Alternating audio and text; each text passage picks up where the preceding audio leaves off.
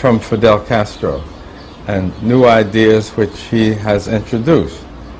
And one of those ideas was the provision of medical education for young people from the third world countries.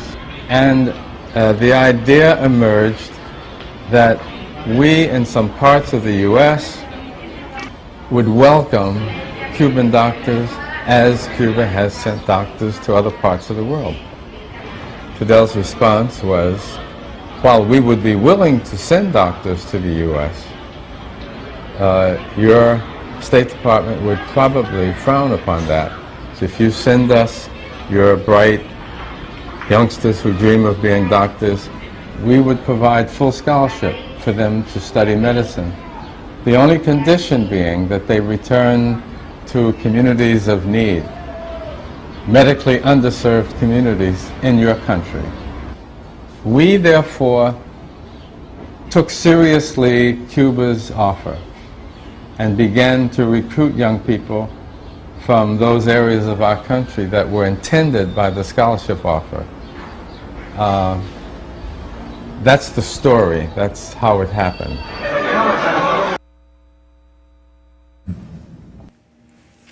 Welcome to the Gilchrist Experience. That's Reverend Walker. He passed a couple of years ago. I think the previous show we did was in the house in 205. Mm-hmm.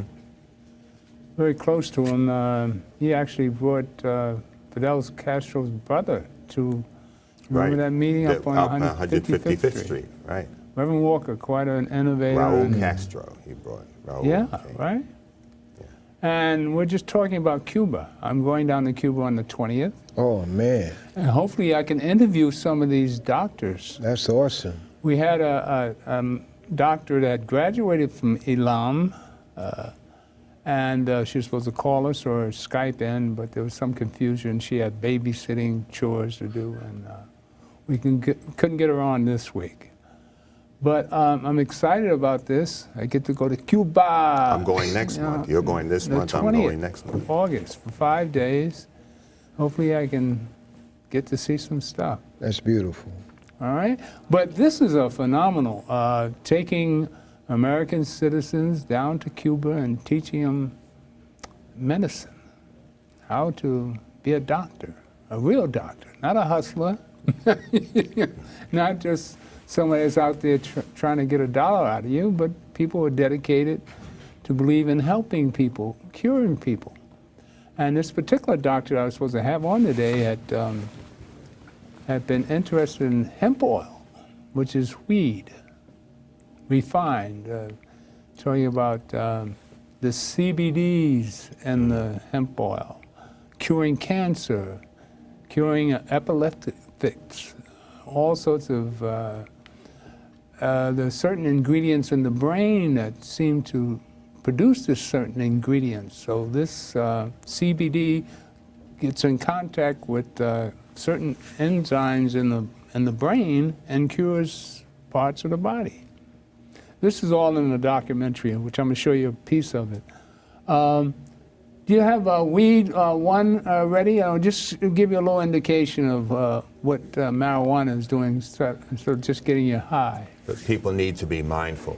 Our people need to be very mindful that the weed that our young folks and people are smoking is not marijuana. Not the real stuff. It's like buying a fruit drink. It says grape.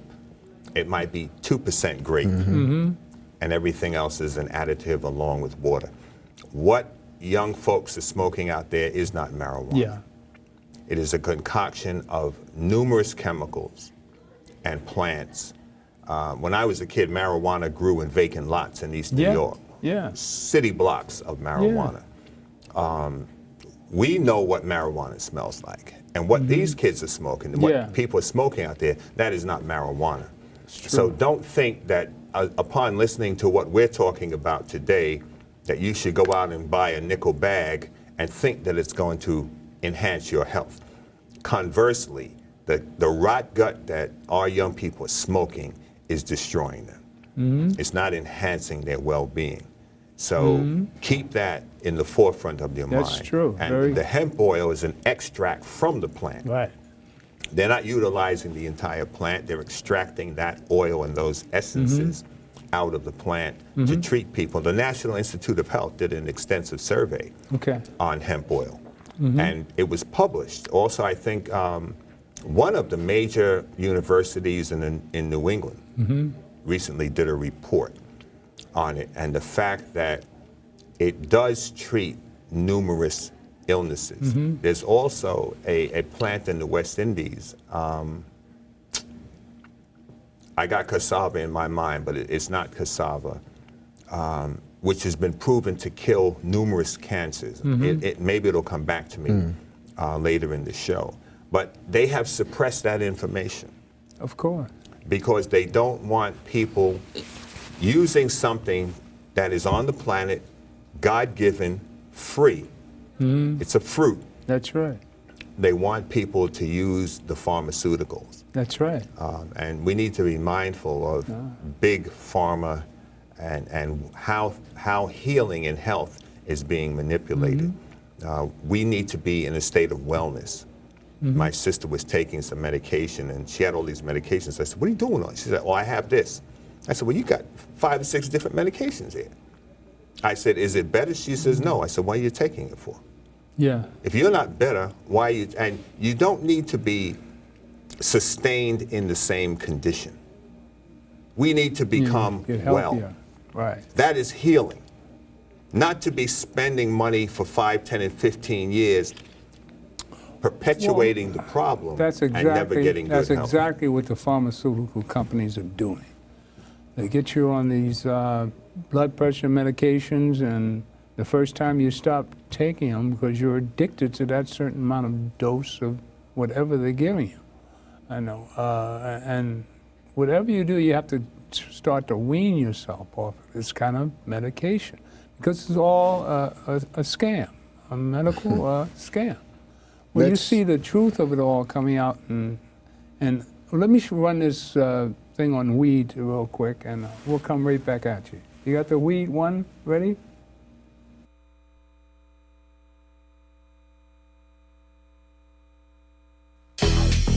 Each year, globally, nearly 13 million people learn they have cancer, and almost 8 million die from this horrible disease.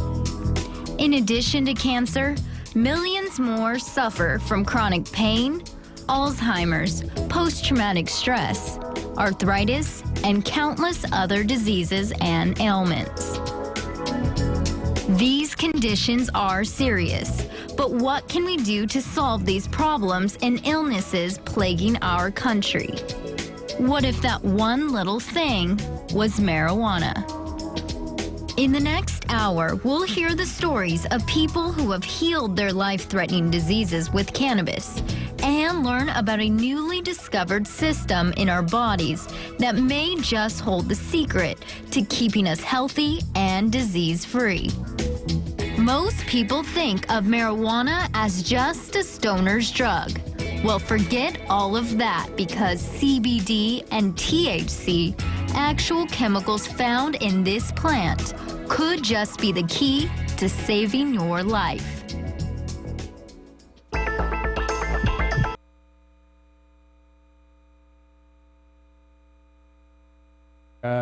Curiously, that's a little take on what marijuana can do. I have longer pieces, but we'll get to that. I lost my train of thought. Gary Knoll is big on the healing aspects of real marijuana. Okay. He's big on that. He's been talking about that the last 3 days. Okay. Because there's, counter dialogue regarding it not having medical properties. But if you talk to people from the islands, they'll tell you how they have used it. And it's very, I'm not talking about smoking, I'm talking about using it as a medicine. Right. And it's very interesting, but people have to do research.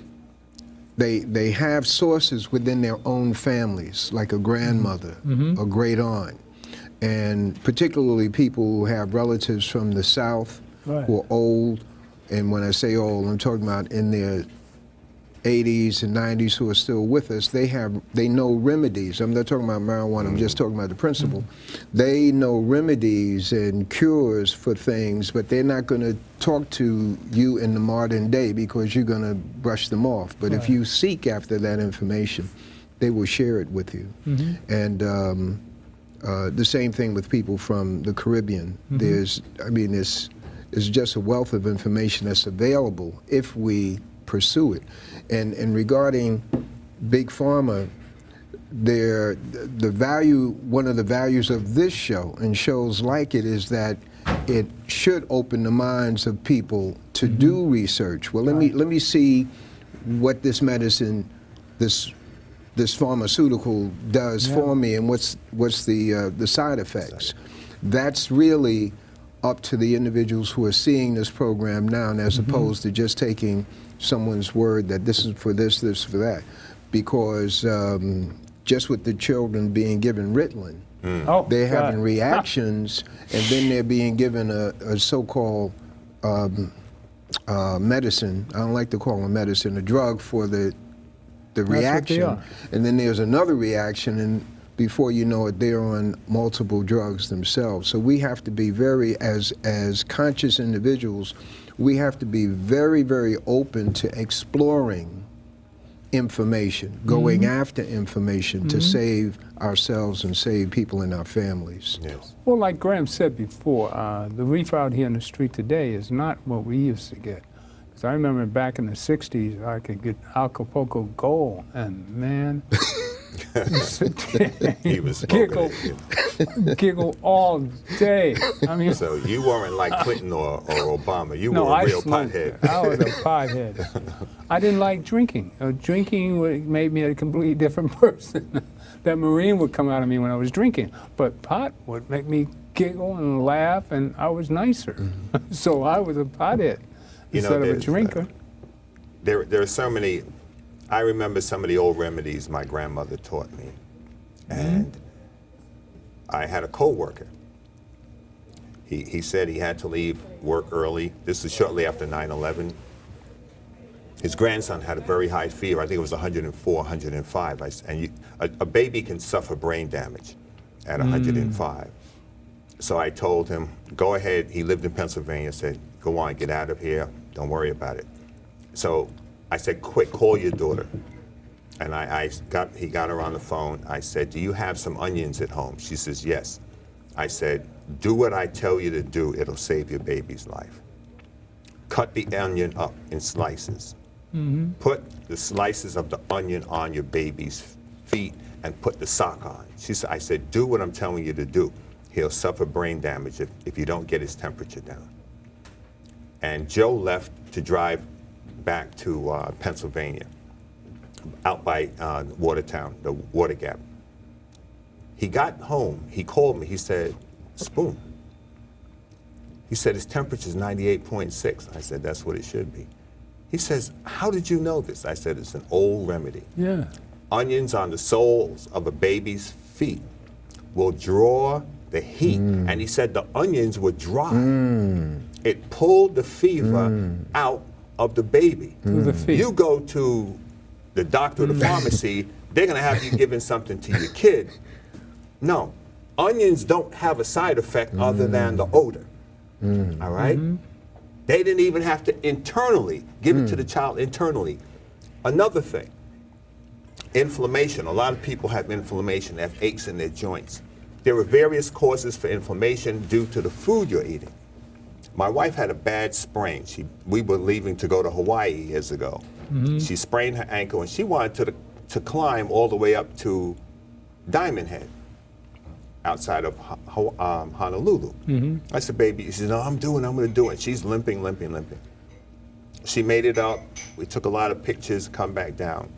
We're driving to my cousin's house, to Tracy's house. Oh, yeah. And we passed this area where there was red clay. I said to her, Tracy, pull over. She, what? Get up, hold, stop the car, pull over. I opened the trunk, I took the jack to her car. I ran over and started breaking up this red clay. And I put it, she says, what are you putting that dirt in my car for? Don't worry about it. I put it in the car, let's go. We got back to our house. I put my wife's leg up on a stool. I moistened the clay. I packed it around her ankle. Then I asked my cousin for a brown paper bag. She says, what? A brown paper bag. I wrapped the brown paper bag around Irsa's ankle. I said, now go to sleep. Just sleep like that. She got up in the morning and she was walking like nothing happened. Red clay will pull inflammation out of joints, out of ligaments, out of tendons overnight. You don't have to take medication, spend money on a prescription, or go to the doctor if you know what to do in a natural homeopathic way. I'm not knocking doctors. I am promoting wellness. And you listen to the commercials. They tell you, oh, for this, take this. But if you're listening, you're taking it for that, but there are a dozen side effects, and even death. Yeah. Death if you take the prescription. So we need to go back, and we have to do, as you said, reading and doing research. There are books on natural cures for ailments. And you don't have to spend the money, you don't have to take a risk, even getting a corn off your foot. You can do that with apple cider vinegar and a slice of bread. Apple cider vinegar and a piece of bread, and put it on the corn and wrap it overnight. It'll cause the corn to come up. Is there a book out that gives you all I these saw that on YouTube. remedies? I have a book. No, there is a book I have on a it. large encyclopedia on home remedies Yeah. for illness. My remember years ago. grandmother had all sorts of things that she used to do, and she had her little jars. You know, she was from Barbados, and she had this, that, and the other. We didn't run to the doctor for every little thing. You know, you took this for a cold. You know what we got for a cold? Father John? No. You remember Father John? Yes, I do remember. We got a raw egg and a shot of Old Granddad whiskey. Oh, wow. That was it. But we had perfect attendance in school. Yeah. And when our classmates had the measles, we would go to their house and take them the homework, and you're going to catch, we don't catch that. And all my Jewish friends, they had the measles. We never had the measles. I never got vaccinated for measles. I never had the measles. And they couldn't understand, well, how come you? I said, because we don't eat what you eat. See, there is a diet. And there is a diet for each particular grouping of people on the planet. You'll notice Asians don't eat what Americans eat. Asians don't suffer with heart disease, diabetes, a lot of cancer. You sure? They don't. So I've never heard that. African people, we're sickle cell anemia. People, you know, they don't talk about it that much anymore, but back in the 60s they did. Yeah. But if you eat a more African diet based upon black-eyed peas, lima beans, legumes, vegetables, the sickle cell doesn't affect you as adversely as it would by eating red meat and other processed foods. So eating the diet of your people is important. And I'm not talking about the slave diet. I'm talking about the African diet. We need to be eating more fruits, more vegetables. At the supermarket, I've gone to cash out, and the cashier says, well, what's this? What's that? They don't even know what the how vegetables it's grown, too, isn't it? That's another thing. And you can't get the kind of meats, if you're eating meats. That's You crazy. can't get the kind of meats that our grandparents got raising animals in the South. It You doesn't can't taste get the it. same. They've all got steroids, antibiotics in them and Well, such. that's for sure. I want to add to what Brother is saying about the diet per racial group. That is the theme of Dr. Sebi. And that's how he beat the case of, what do you call it, practicing medicine without a license, when he said he could cure AIDS. And he went up on the, what you call, on the witness stand. His lawyer said, don't go, but he went up.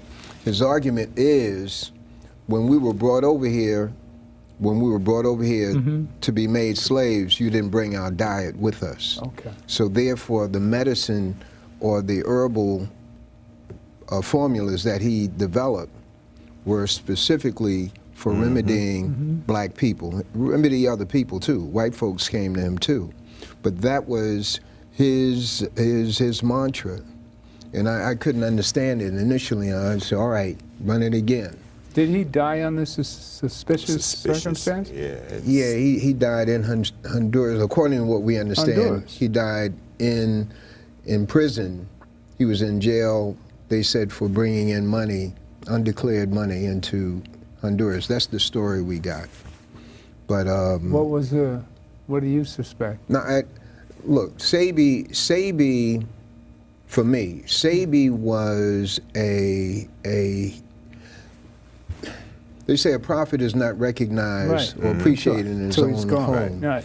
But if you talked about Honduras to black people in New York, Philadelphia, Washington, Atlanta, they would automatically relate to Sabi. Yeah. So Sabi was a hero outside. I'm saying he was a product of Honduras, but not necessarily, maybe not necessarily appreciated in Honduras. And he brought visitors, he brought tourists to Honduras. He was an asset. But when you deal as a black man, he was an independent black man. Yeah. Independent. You could not, don't try to game him, don't try to convince him to say something that he wasn't aligned with. Sabi was a bold black guy. Human being. And he died at what age? He was 83, 84, 83, but he somewhere in looked that area. 60-something? Yeah, great brother. Great brother. I happen to have been blessed to be the first person to interview him in New York. Oh, really? And I did the most interviews with Sabi. And that's the result of a brother staying on me, his brother Menelik, saying, you got to interview this brother. I wasn't interested. You got to interview this brother. And I wasn't interested because I'd had a negative experience with someone from outside the country who was working among us and took advantage of us. Okay, so I wasn't going to introduce anybody else into the black community. But the story about Sabi is that got my attention from a curiosity standpoint. All right, let me see if this is true. Was that Teddy Pendergrass, the singer, had been in an accident and was paralyzed from the neck down. Oh, really? Oh, that's right. I remember that. He was paralyzed from the neck down. Yeah. And the story goes that people went to Dick Gregory to see if he would be involved in helping him, and Dick Gregory advised him to make contact with this Dr. Sabi. Dr. Sabi and Annette Thomas, a sister you should really interview, was down in St. Thomas. So they came up from St. Thomas to Philadelphia and began working with Teddy Pendergrass. And at the point at which they departed, I'm talking about over a period of time, Teddy Pendergrass was paralyzed from his waist down. It was from the neck down. Paralysis. He was regenerating. They had not reversed it, but was reversing it down to the waist. And that, at that point of departing, they tell the story better than I can. So how do I know that is true? I don't know it's true. It's the truth. But I'm seeing Sabi on a winter day. My friend caught up with me by chance, and I said, all right, he caught up with me mentally, caught up with me by chance. I said, all right. I said, I'll go over into Brooklyn. Going to Brooklyn, I said, I'm gonna ask him the story about Teddy. He said, yeah, man, ask him. So I asked him the story about Teddy. He told me the same thing Menelik had told me. He gets a call from the people who had arranged for him to become involved with Teddy. They had already parted when I'm saying, he was no longer dealing with Teddy Pendergrass, but the two sisters who were lawyers from out of Philadelphia were coming up to New York to see him. I said, when they come here, I want to interview them. Now, understand that I had not Menelik had caught up with me by chance, so this was not a setup. So when they came, I asked them, I said, do you mind me asking you about Teddy? And they repeated the same thing. So I said, okay, all right. Then I got him on radio, and first of all, I interviewed him on the show that I did at Harlem Community Radio. Then I got him on WLIB, and boom, the rest is history. So I would always interview him. Stories, tumors, what do you call fibroid tumors? Fibroids. Okay. In fact, I did the first interview with a group of his patients, sickle cell. Right. Sickle cell. Okay. Young girl. I mean, it's on video. Sickle cell, high blood pressure, diabetes, and there was one other.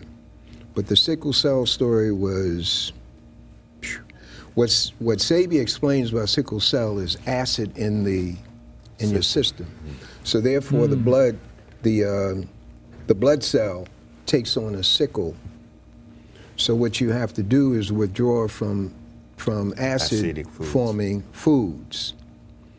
And the young girl who I interviewed, that is too much to tell right now, but I was satisfied after I began.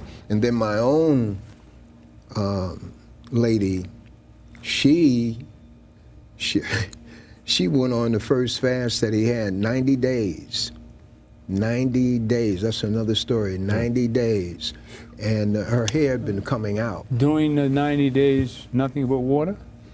It started out, Sabi started her out with salads and fruit. Okay. Salads and fruit. Yeah, Vegetable salads and fruit. Okay. And after 2 weeks, he said, look, drop one of the salads, I can't remember. Then after another 4 weeks, he said, I want you to go straight sea moss, sea moss the way it's supposed to be made, not Irish moss, sea moss.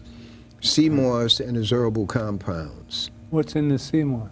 Sea moss is, from what I understand, sea moss grows on rocks, I think. But it has nutrients. It has all the mineral nutrients. Right. In the stores, you'll see it as Irish moss. But the real sea moss, you have to really, you have to pursue and get. It's a veggie of the sea. It's a food. You can actually use sea moss during a fast, and you won't get hungry. Really? If you go to one of the West Indian stores, I'm not talking Korean, it's not West Indian. They may have the sea moss there, one of the Korean stores, but if you go to Flatbush in Brooklyn, you go down Church Avenue in Brooklyn to the West Indian community, they've got real sea moss. They make it and they sell it. It's not commercial in a fancy bottle. They have it, they make it, they put it in the bottles, you can buy it on the street. Sorrel is another one. Fibroid tumors.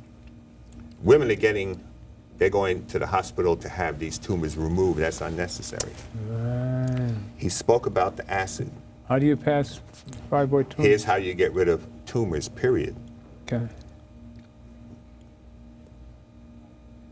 Paul wrote in one of his epistles, he says, study to show thyself approved unto God, a workman that needs not be ashamed, rightly dividing the word of truth. And that's not strictly to the word of God. It's about studying and knowing, because the more you study, the more you know, the better your life. We need to be studying about the body and about the foods we're ingesting. Acid contributes to poor health. Acidic foods. Orange juice is very acidic. When you get up in the morning, you should have some lemon water. Lemon is highly alkaline. Lemonade is a very alkaline drink if you take the sugar out of it. Tumors live on sugar. Sugar feeds all tumors. When you alkaline your body, the tumor dies. Tumors cannot live in an alkaline environment. They live in an acidic environment, which will also cause you problems with your movement and your mobility. So by depleting the alkalinity, the acidity in your body, you improve your health. Tumors cannot live in an alkaline environment. They die. A friend of mine was diagnosed last year with pancreatic cancer. When you get pancreatic cancer, You go on. when you find out, you're already on the way out the Fourth door. stage. The most you might live is a month, at best 2. That was last year. He's still here. The brother is still here. What's he take? Okay? My mother-in-law said to him, I'm going to give you some stuff. You better take it. Okay. And you're going to take 4 times what's recommended on the bottle because you now have to attack this thing rigorously. That was last summer. We're getting to the end of this summer. He's still here. Sloan Kettering, he showed his doctor what he was taking because they were going to give him chemo. I said, look, if you're taking chemo and radiation, number 1, you need to know about nutrition because that's destroying your body. Yeah. Chemotherapy cannot kill many tumors because a lot of tumors are fungi. They're a fungus. So you need to know if your tumor is a fungus. If it's a fungus, radiation can't kill it, and neither can chemotherapy. But they're not telling people that. So Chemo kills the good cells and the bad cells. and the bad cells, right? Okay. So he was taking what what my mother-in-law told him to take, and he showed it to the doctors. This is good. Everything in here you need. Good. A year later, he's not dead. Sloan Kettering wants to know why this dude ain't dead. He should have been dead 10 months ago. Well, if they gotten in his hands, their hands, he'd been dead, huh? Right. With the So chemo. his wife came home one day. He's up, he's out, he's mowing the lawn. He's mowing the lawn around the house when he had been very sick and couldn't even get up to go to the bathroom. So I told him, I said, look, they're going to want to know why you're not dead. Right. Do not go to Sloan and become their guinea pig. They called him up, well, you know, we're doing some tests, this and that. That's it. He went in. They opened him up. They found a little piece of cancer on the edge of his pancreas, and they just snipped that off. But last year, they said he was on his way out the door. I said, so they want to know why you're not dead. Well, And he became their guinea pig. So now he's recovering from the surgery he had. well, they find in a lot of these documentaries I see about CBD, they're talking about curing all this sort of stuff through cannabinoids and all sorts of, I'll get the video on it so it can be explained a little better. But I just want to go back to Cuba and show a little bit about this medical marvel I've discovered. I thought it was much smaller than what it is, but it's supposed to be the largest medical facility in the world. I mean, they've got 20,000 students a year coming out of there. This is phenomenal. 20,000 graduating a year? Yeah. I didn't know think that. that's what I heard. Let's watch the piece and then maybe you'll hear it too. All right, just play that piece on Cuba, the long one.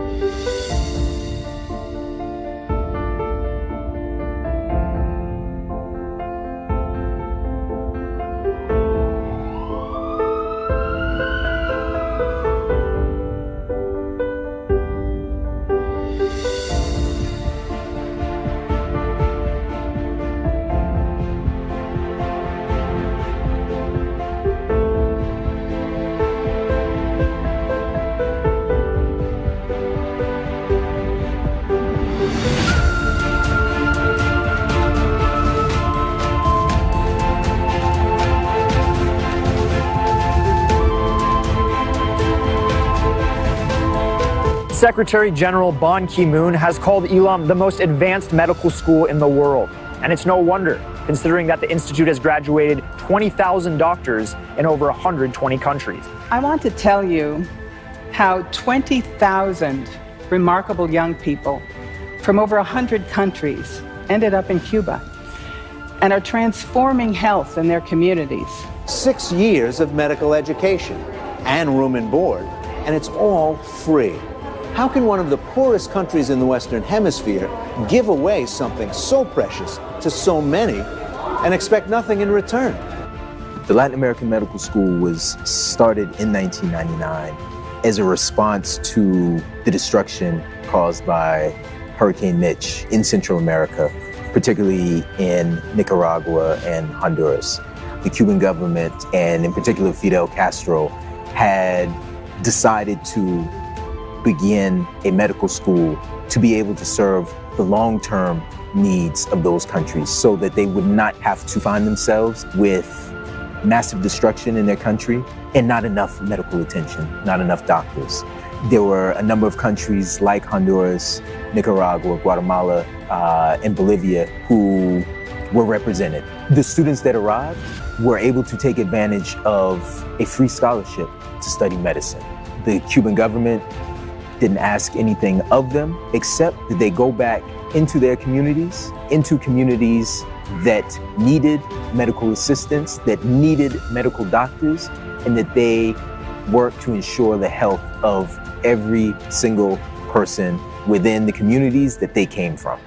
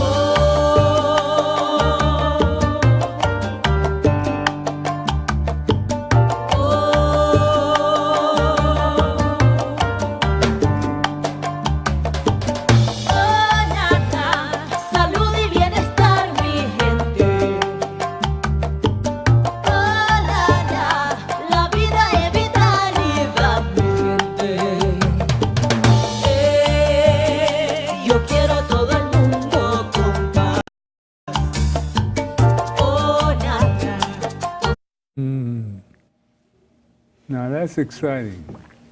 And in a couple of weeks I'll be down there. Hopefully I can bring back some dynamite interviews. And maybe next week, I think she said she would come on. No, the doctor that I is working on this hemp oil with her family, she was supposed to come on today, but due to difficulties of babysitting, I think, or something. There are a few here in New York. Yeah. And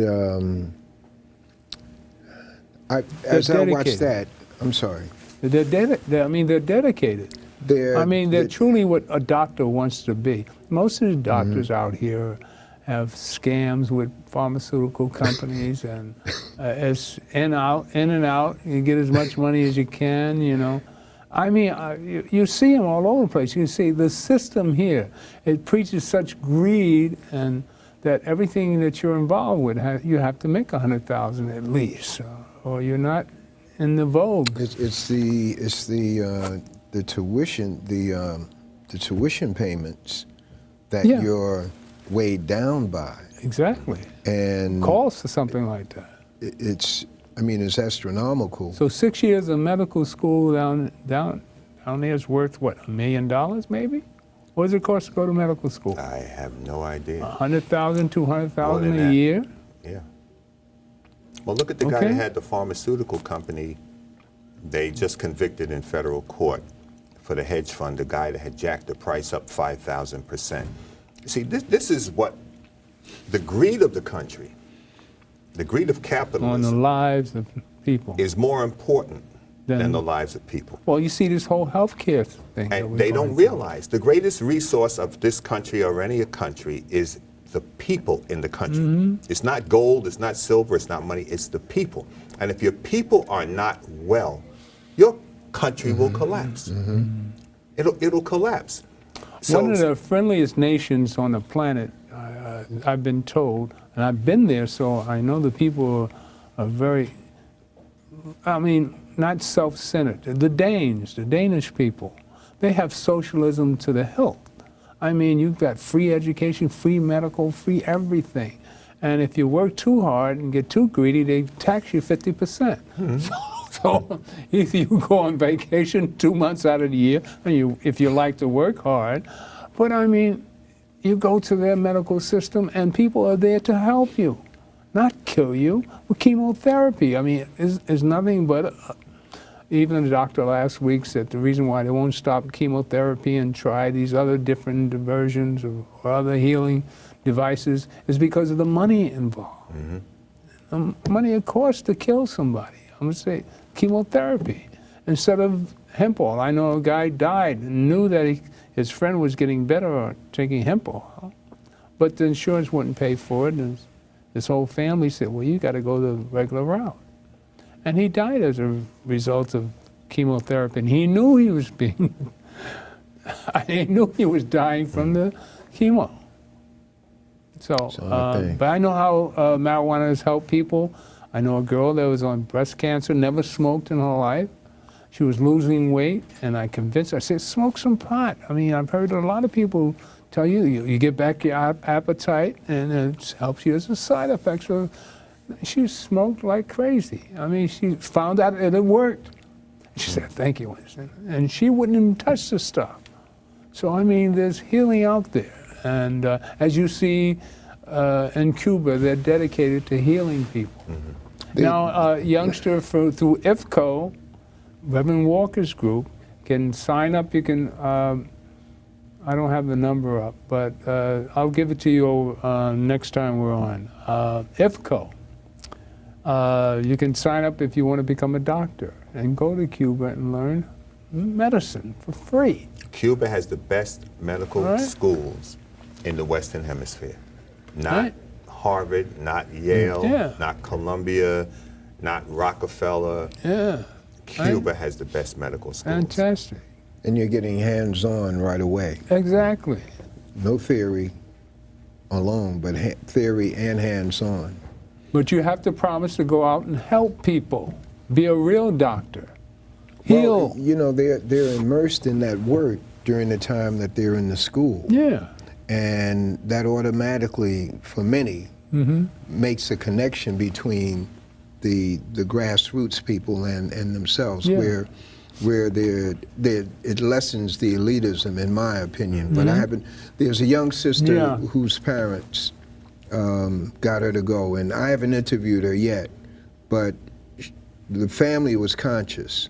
And there are other families who have hang-ups about going to a communist country, and you know, you might be labeled as this, that, and the other. So therefore you see that lower number of blacks, of Americans rather, going to Cuba.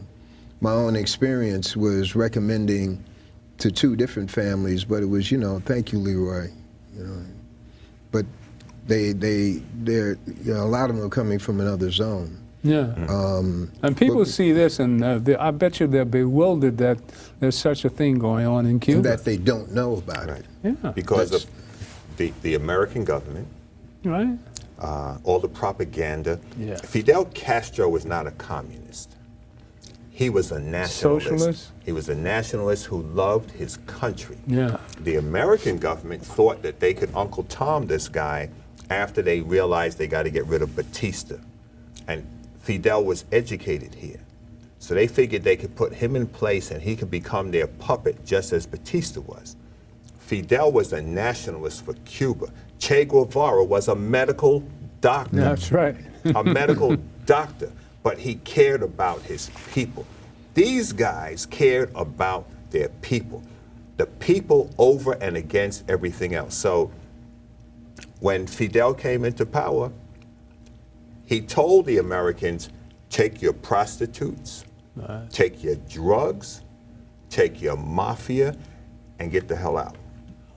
Kennedy, along with the mafia, tried to force their way back in. And he shut them down real quick. And every president since Kennedy has tried to kill Fidel Castro, up even till George Bush's administration, when they were going to they sought to kill Fidel Castro at the Pan American Conference, where Reverend Sharpton was one of the attendees. So, and the choice weapon to kill Fidel Castro was a bomb. It wasn't a gun, it wasn't poison, it was a bomb, and the guy was sent by George Bush. All right? So the U.S., in finding out that why were they angry with Fidel? Because you had politicians and businessmen who would fly from Miami to Havana. It's only 90 miles. You're there in less than an hour. They would do their collaborative illegal transactions because back then you couldn't be prosecuted for a crime if you were not in the country. You committed the crime offshore. So you could come back, and these great men could go home to their wives and their families and play like Donna Reed. Well, it was really a playpen, Cuba. Yeah, but the prostitution, he got rid of all of that. And he also told them there were no white Cubans. That was another thing the Americans brought there. The notion that because you got fair skin, you can get this job, and people like us had to sweep the street and clean toilets. He did away with that. So the Americans, in denying him any financial aid, he went to where he could find it. Russia. He found it from the Russians. You don't fault that, because the problem was not the Russians, the problem was the Americans. And Americans have bought into the BS propaganda that's been fed to them for the last 60 years. All right? Fidel Castro was one of the greatest men that ever lived in the Western Hemisphere and the world, because he not only took care of his people, he offered aid to the United States following Hurricane Katrina when George Bush wasn't even helping his own citizens. He sent troops to Angola and to Africa to free black people from the oppression of Europeans. This man was a man of freedom.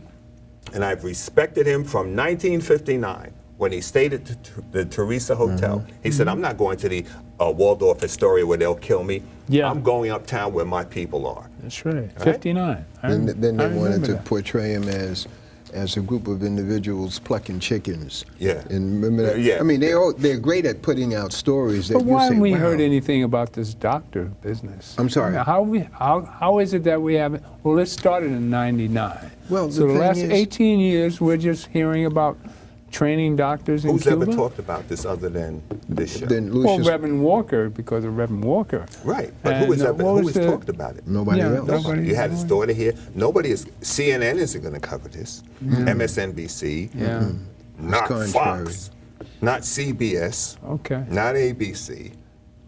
Everybody's caught up on Trump. And Trump the tradition of Gil Noble, we bring you the truth back. Right. And that's the value of doing our own media.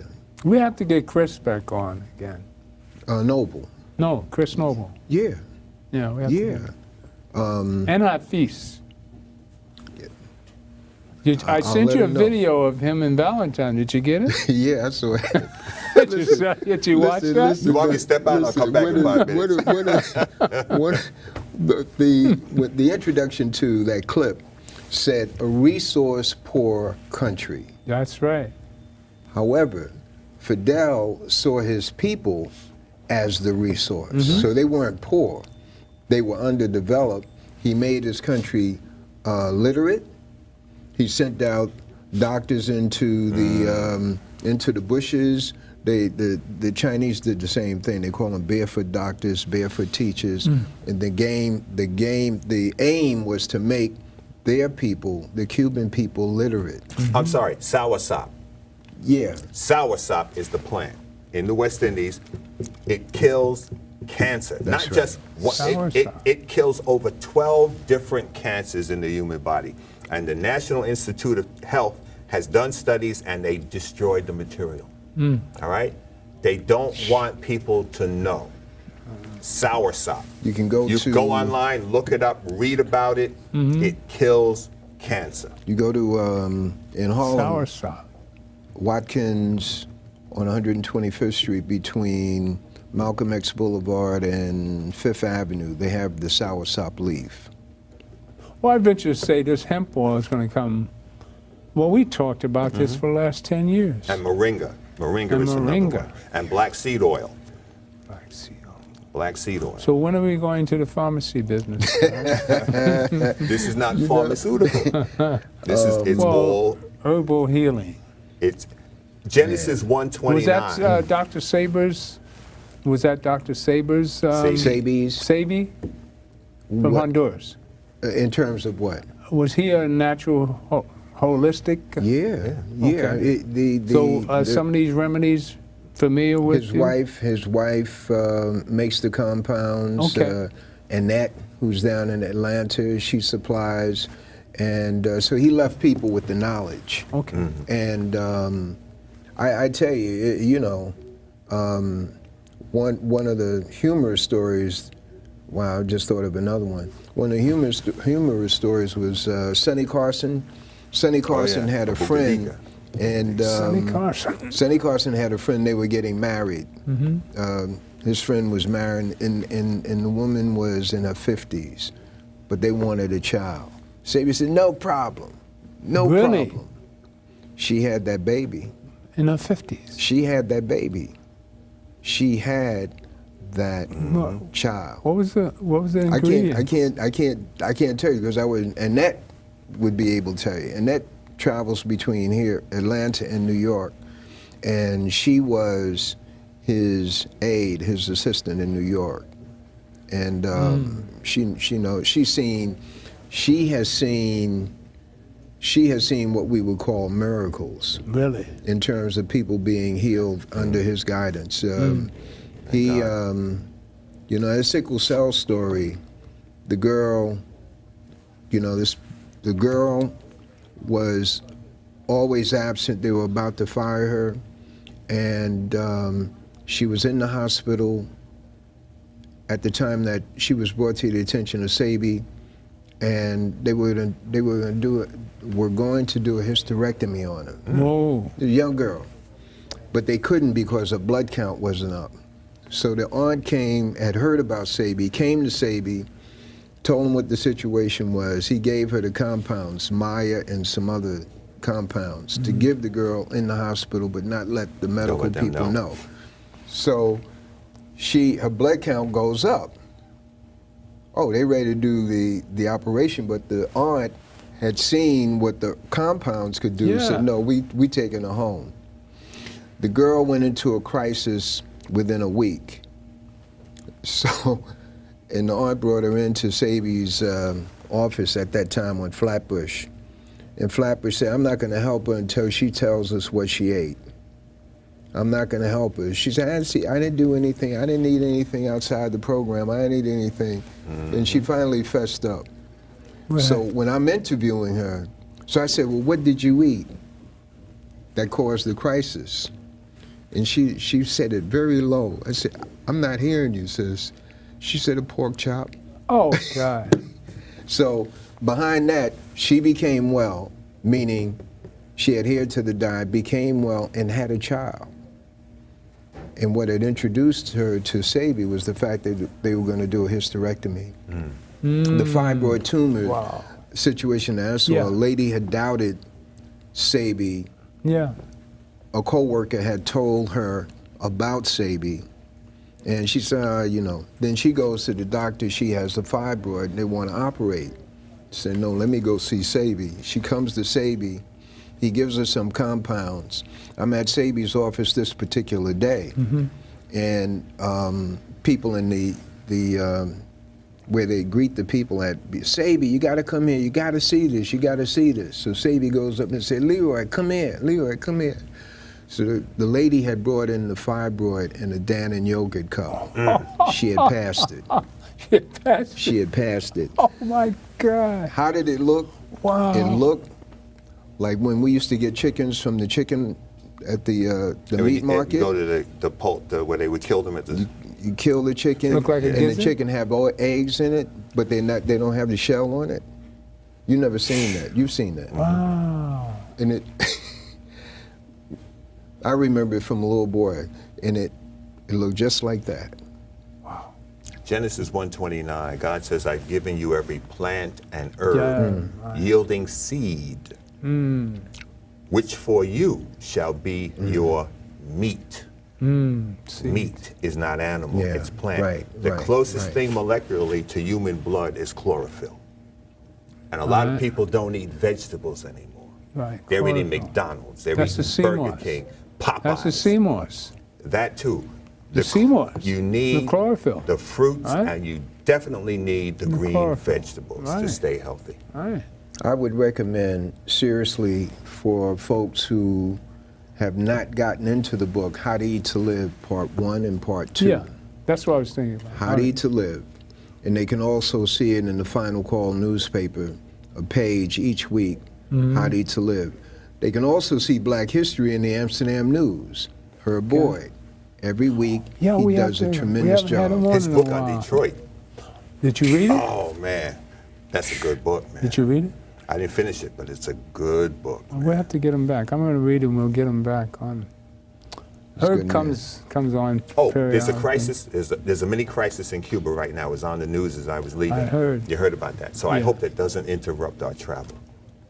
Yeah, I'm going to get into that. I didn't really get into thoroughly what's happening. It's time to go, fellas, and this has been interesting. It warms my heart to talk about things like this, about healing folks and feeling good about it. We all need to, I think it's a spiritual thing. It's a God-given energy that we all need to keep healthy and stay sane. With these nuts running around like Trump. Oh, God, we're going to talk about that today. The God in me loves the God in you. Stay safe and power to the people. God bless. I would that you Cuba! should prosper and be in good health, even as your soul Amen. prospers.